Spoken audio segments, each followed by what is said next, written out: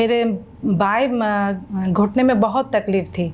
बहुत सालों से एलोपैथ दवाई सब कराए, लेकिन बार बार दर्द जो है बार बार आ जा रहा था। फिजियोथेरेपी भी मैंने बहुत कराया है, लेकिन ठीक हो के फिर दर्द दोबारा आ जा रहा था।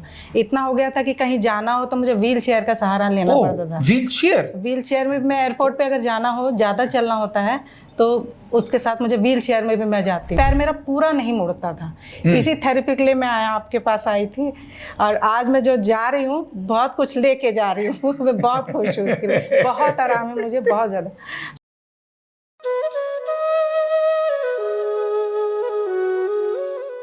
23324 श्रीमती रचना श्रीवास्तव।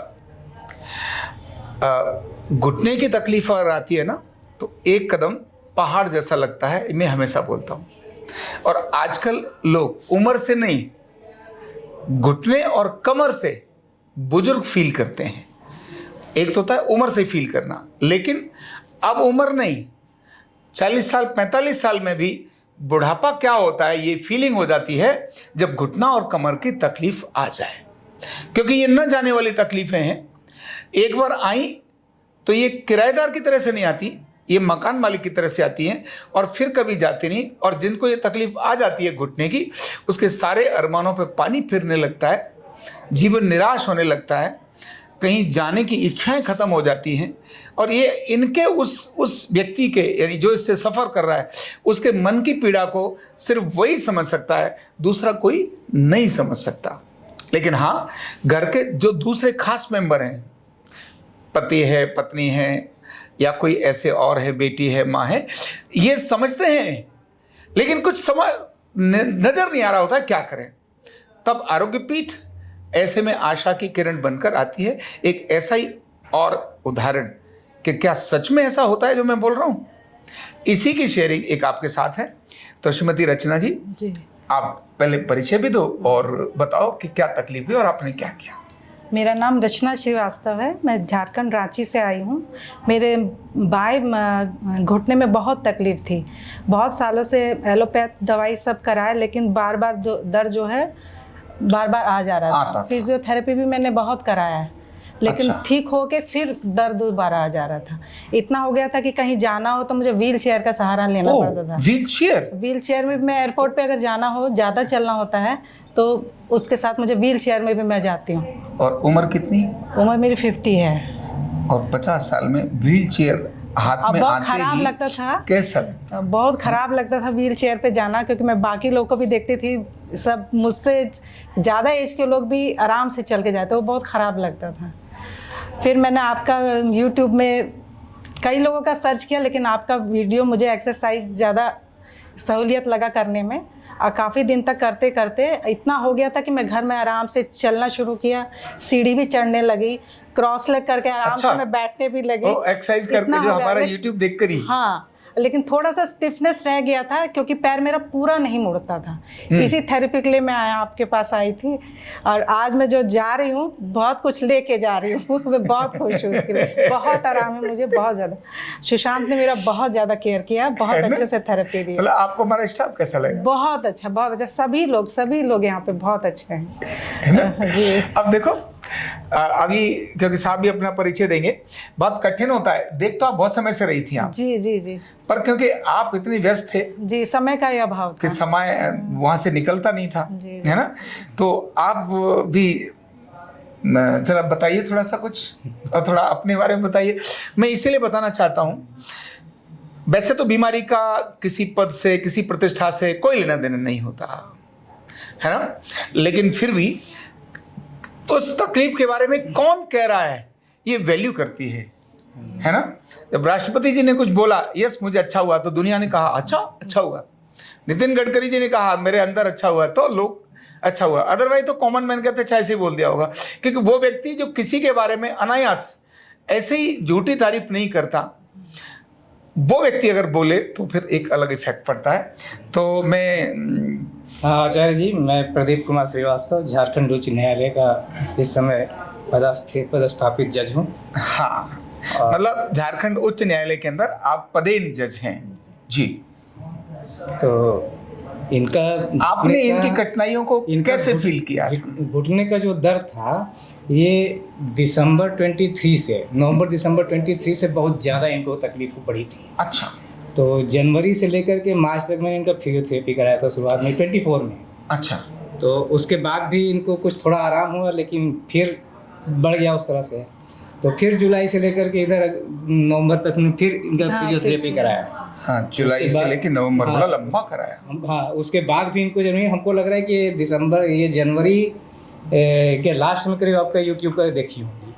अच्छा, उसके प्रोग्राम से मैंने एक्सरसाइज आपका हमको बताया कि हम लोगों ने अपना लगवाया, टीवी में भी लगवाया उसको। अच्छा। बेटा लगाया और पूरा देखा ध्यान से।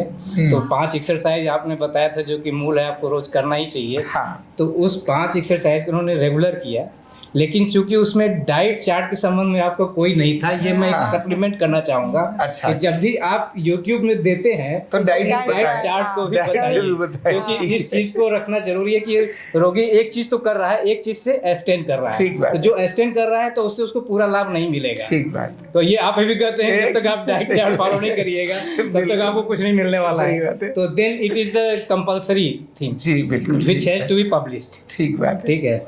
और उसके अलावा मैं काफ़ी संतुष्ट हूँ यहाँ से, आपके पूरे स्टाफ से, और आपके इतने अच्छे व्यवहार और आचरण, क्या कहें, हमको तो जैसे आपने मोह लिया है तो जी फुल सेटिस्फेक्शन है। अच्छा। और मैं इस संस्था के लिए चाहूँगा कि ईश्वर दिनों दिन रातों रात पूरा तरक्की करें, और ये आपका जो आरोग्य पीठ है इतना सक्सेसफुल हो कि दुनिया में छा जाए। जी, बहुत बहुत धन्यवाद आपका।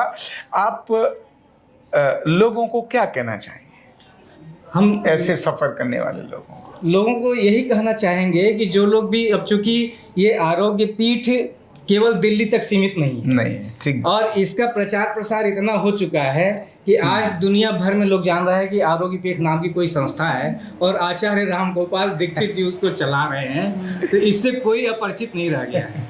और जितने भी रोगों के एलिमेंट्स के बारे में यहाँ, हालांकि अभी तक लोगों को नहीं पता है कि सारे चीज़ ठीक होते हैं, लेकिन अब धीरे धीरे चूंकि हर तरह की कैपेसिटी आ रही है ना, उस तरह के रोग आ रहे हैं, आप निदान कर रहे हैं, तो उससे अब रोग को भी लोग आइडेंटिफाई कर रहा है कि हाँ मुझको ये रोग है, इसका भी इलाज होता है, मुझको ये रोग है, इसका भी इलाज होता है। तो ये जो डायमेंशन है जो अपवर्ड जा रहा है, इस डायमेंशन से आदमी को और ज्यादा सीख मिल रही है। इससे लोग सोचने पर मजबूर है कि नहीं, हम जाएंगे तो किसी भी तरह का रोग हो, कोई जरूरी नहीं है कि हमको केवल घुटने में तो हम अपना स्पेसिफिक अपना देखें। नो, अगर हमको कोई मानसिक रोग है, शारीरिक रोग है, कोई ऐसा विकार है जिससे हम ग्रसित, कोई भी विकार ऐसा नहीं है जिसका निदान ना हो। तो न्यूरोपैथी में बिल्कुल ठीक। तो न्यूरोपैथी चूंकि हमारा मस्तिष्क है, वो सारे चीज को गवर्न करता है, हमारे अंग प्रत्यंग को गवर्न करता है। तो हमारे किसी बॉडी के किसी भी जगह विकार होगा तो उसका नाश होना ही होना है। तो इस वजह से किसी भी विकार के लिए आदमी को यहाँ का शरण लेना सबसे ज्यादा उपयुक्त होगा। और सबसे बड़ी चीज तो ये है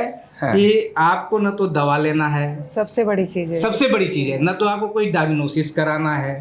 तो अगर आपको डायग्नोसिस तुरंत हो जाता है बिना दवा के, आपको ठीक होना है, करना क्या है, केवल परहेज करना है और थोड़ा बहुत एक्सरसाइज करना है और स्वास्थ्य लाभ लेना है, शतायु होना है। बिल्कुल ठीक बात। तो जो आज आपने बताया, तो मैं डाइट का यहीं से शुरू करता हूँ। जिनको घुटने की तकलीफ हो उन्हें बादी की चीज़ें नहीं खानी चाहिए, जैसे कड़ी, राजमा चावल, उड़द की दाल, अरबी, भिंडी, फूल गोभी, मटर, बैगन, कटहल, बीन्स, ये वायु करते हैं। दही भी नुकसान करता है, और रात को दाल, दही, सलाद, फल नहीं खाना चाहिए। तो खाना क्या चाहिए? समस्या तो ये कि सब कुछ बंद कर दिया। तो सवेरे नाश्ते के अंदर दलिया है, उपमा है, पोहा है, ओट्स है, ये ले सकते हैं। आप रस भी होते हैं, रस्क, उसको चाय तो नहीं मैं कहता, लेकिन दूध में जब भी दूध लेना है तो छोटी इलायची या बड़ी इलायची डालकर बॉईल करें या हल्दी बॉईल करें, वो ले सकते हैं। स्प्राउट्स लें तो स्टीम लगाकर सुबह लें, लेकिन अखरोट है, बादाम है, ये रात को भिगोकर सुबह ले सकते हैं। ये खाने के फल सारे ले सकते हैं, ज़्यादा खट्टे फल कोई भी ले सकते हैं, यानी शुगर नहीं है तो केला वगैरह भी ले सकते हैं।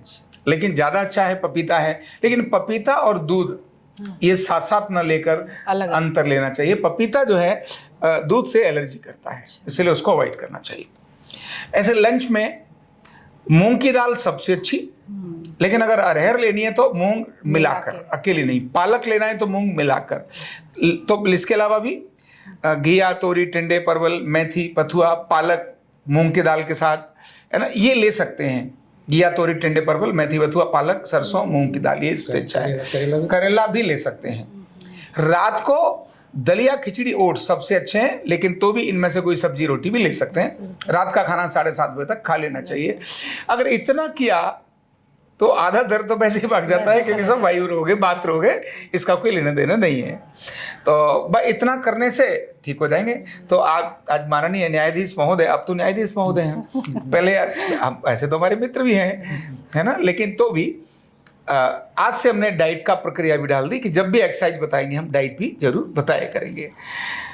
तो थैंक यू सो मच, और आप अच्छे रहिए, खुश रहिए, स्वस्थ रहिए, भगवान से मेरी ऐसी प्रार्थना है। बहुत बहुत धन्यवाद।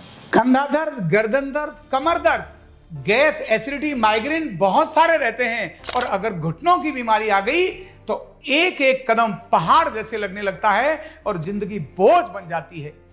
बीमारी की कोई उम्र नहीं है।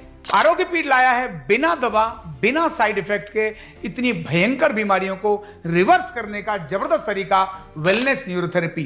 तो देर किस बात की, अभी फोन उठाओ, कॉल करो और अपने रोगों से, अपनी बीमारियों से परमानेंट छुटकारा पाओ।